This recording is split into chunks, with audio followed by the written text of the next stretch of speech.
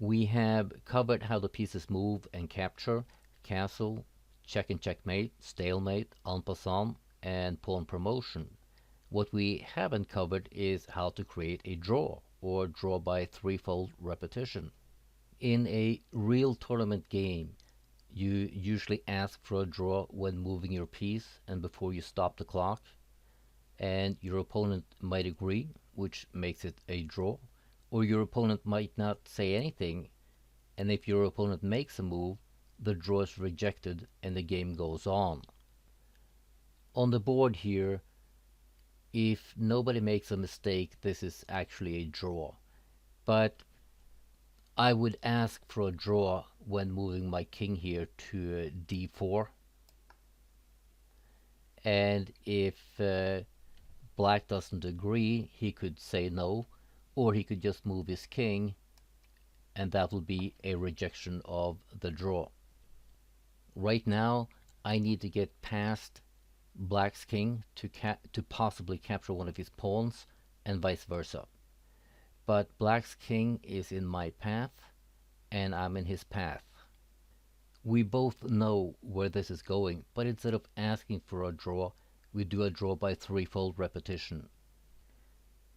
Now, threefold repetition means that the same position has to be reached 3 times. It doesn't have to be the kings, it doesn't have to be the same moves, it's the position on the board that counts.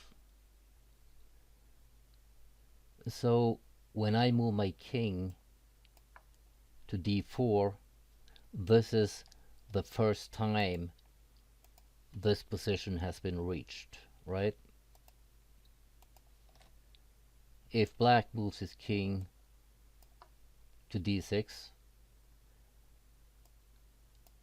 I move, he moves back, and so do I. That is the second time this position has been reached. He moves his king back to d6. I move, same move as before. He moves back, and now this is the third time this position has been reached. Threefold repetition. And that makes it a draw. Sometimes you have to count backwards to actually figure out if you have completed a threefold repetition. Now, as I said earlier, it's the position and not the moves that make the draw. And I'm going to show you here. If I move my king up here and he moves to d6, this is the first time this position has been reached. I can do the same as the other example.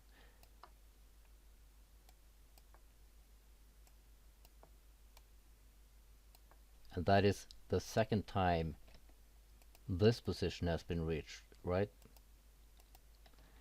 Now, for the point of argument, if I move my king here back, and he moves his king back, I move up again, and if he moves to the same position here, it's a draw because it's the third time this position has been reached. Threefold repetition. Maybe a silly example, but point being, it doesn't have to be the kings that move. Right now, these bishops are in this position, right? For the first time. Now, if I move my bishop, he moves his, I move mine back, he does the same, that's twice. And now that will be the third time these bishops are in this position, making it a draw by threefold repetition. Threefold repetition. This might be a draw, but in speed chess, if your opponent has 20 seconds left on the clock and you have a minute, be sure that you don't make moves that create a threefold repetition. You want to win on time. Last example. On the board here, black is definitely winning.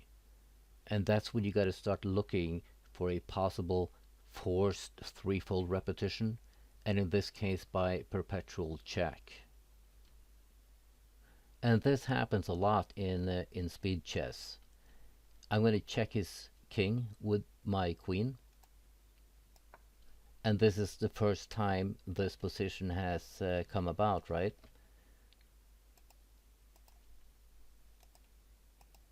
And he only has one move he can do. He can't take my queen, he can't block the check.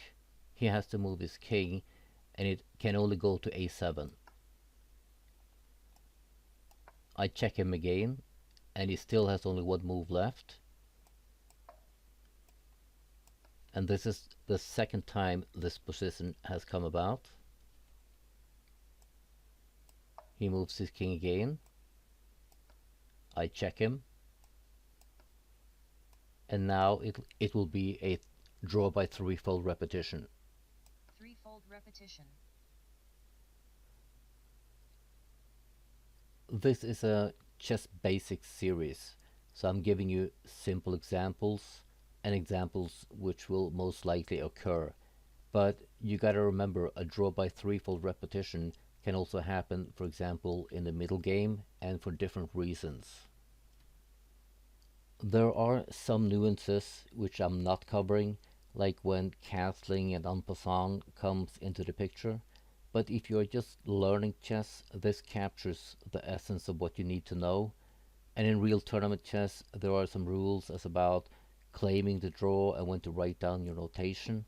Anyway, this ends the first part of the Chess Basics series, which I actually started 10 years ago.